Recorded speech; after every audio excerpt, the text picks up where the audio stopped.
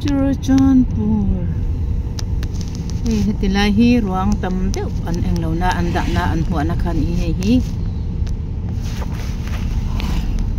zingkara hei tiao chhum dai do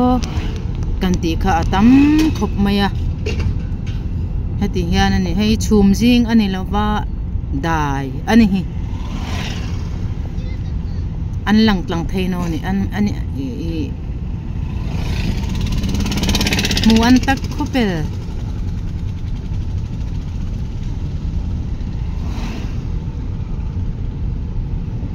dei khoma dei ani a hit wangalani an thi pelani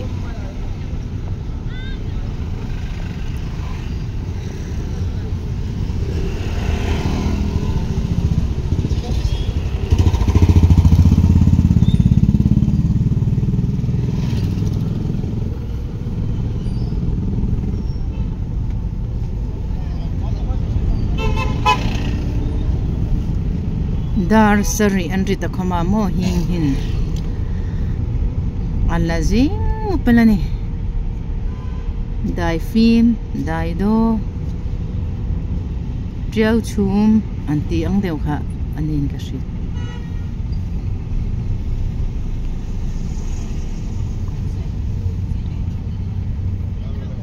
ilahi tui bung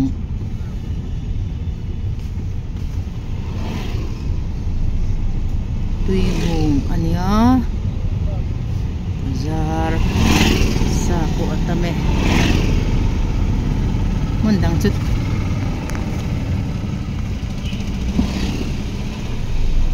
tilang lem nawang chun na te tlaya te motor hi jam ne em mai ni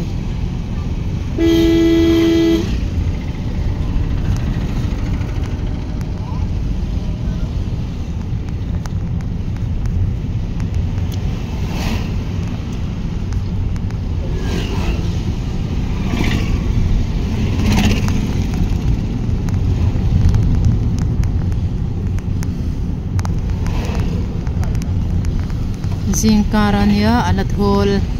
motor lathol tha em atuna chuan ei zin chuak turte ho turte to pui zeu ani motor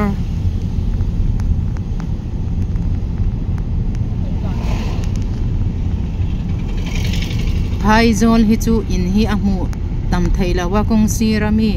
kong sir le lam hi alang ani thei chawa ma se len kong hi atamani kong peng tam lut tok hi ke ni pokan bau try tu nei lo chuanin kalngai na reng kan shelo tok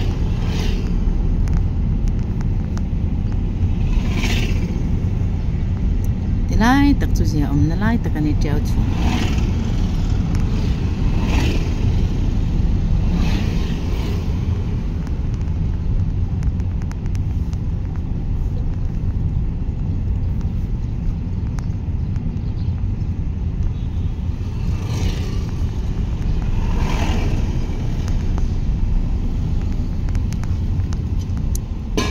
kong hiang ngil phei em maya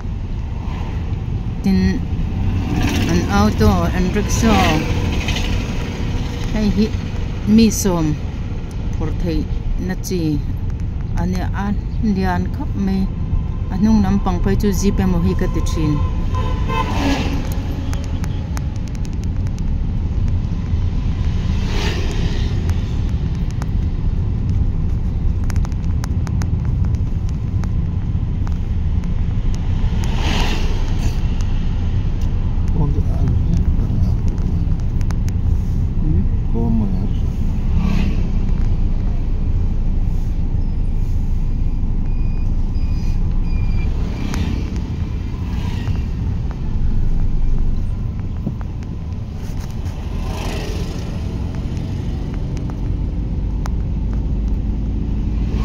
tan para hianin Rengkai Road an lut don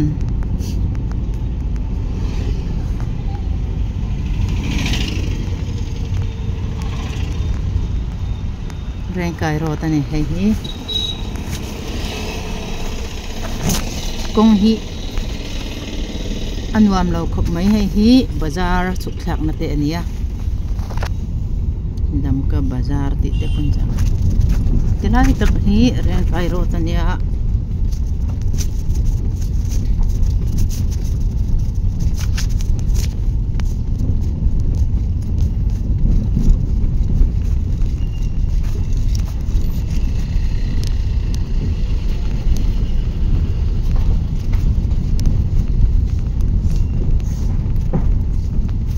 gong metal khok khwar ruk mai chutiang chu ani wangin tlan hi anwam em lawa tin akhu em boka chuna pheichuan khutakani motor tia anan tlan tamdeu pheichuanin jin chuak te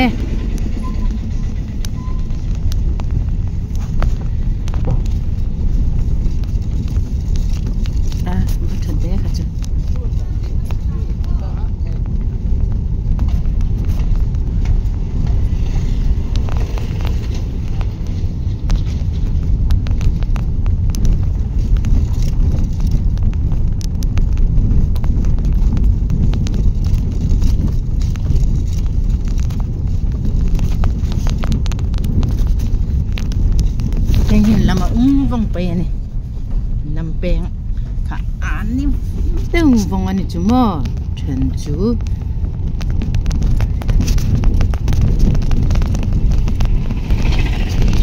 peng tin khai suk lang thei no ni atam tanu sak ting le thang ting le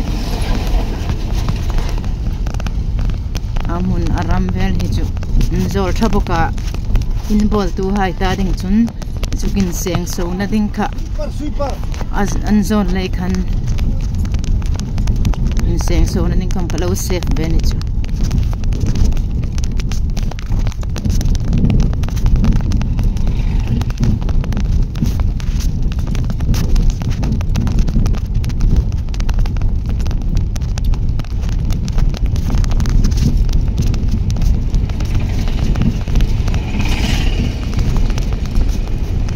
beng no lampet vong laka kan buya kan pani chun chu fen tak kan til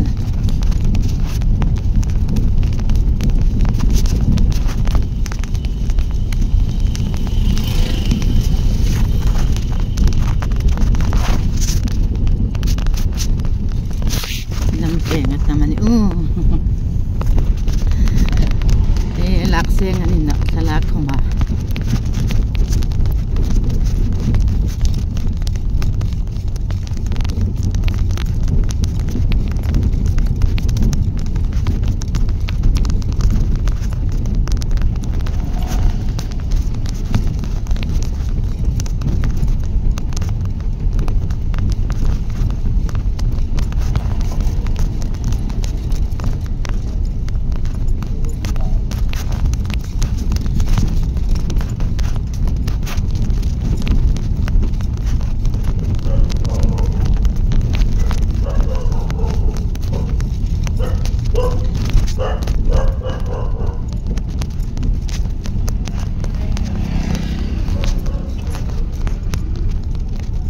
Rengkai bazar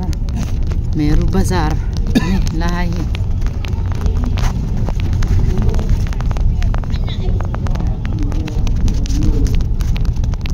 tu zela ni akhela kan